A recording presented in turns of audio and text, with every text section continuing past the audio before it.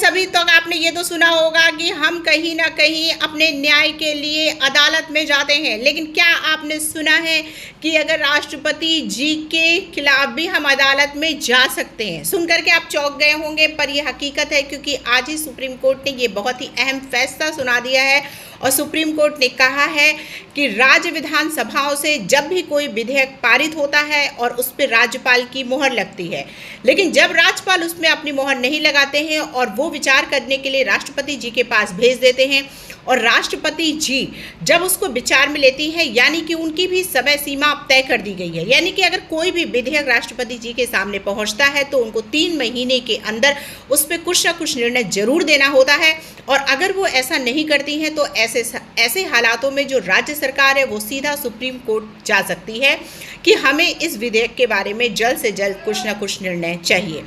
असल में मामला तमिलनाडु का था, जिसमें जो वहाँ के राज्यपाल थे उन्होंने ऐसे बहुत सारे विधेयक हैं जो बनाए गए, यानी कि राज्य विधानसभाओं से पारित किए गए, लेकिन उन्होंने उस पर मोहर नहीं लगाई और वो जाकर के राष्ट्रपति जी के विचाराधीन कर दिया गया।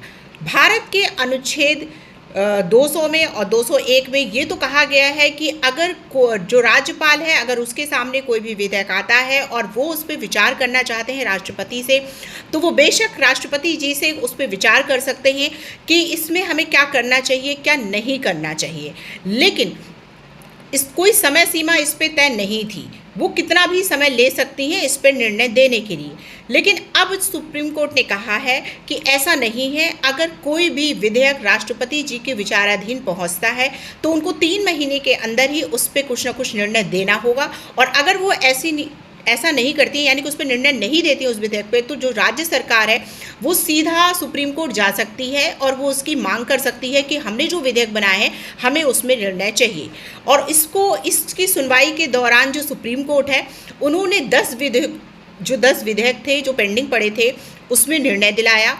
और उन्होंने कहा कि हमें ये बहुत ही ज़रूरी है, ऐसा नहीं है कि कोई भी विधेयक बनने के बाद वो उसकी कोई समय सीमा ना निर्धारित हो और वो काफ़ी लंबा चला जाता है, जिसकी वजह से जो विधेयक है वो सही समय पे पारित ना हो करके और बहुत ज़्यादा इसकी समय बर्बाद हो जाता है। तो ये वाकई संविधान में एक कह सकते हैं संविधान में एक बहुत बड़ा परिवर्तन कर दिया है सुप्रीम कोर्ट ने, क्योंकि राष्ट्रपति के ऊपर अभी कोई भी ऐसी पाबंदी नहीं थी जो कि सुप्रीम कोर्ट ने अब लगा दी है।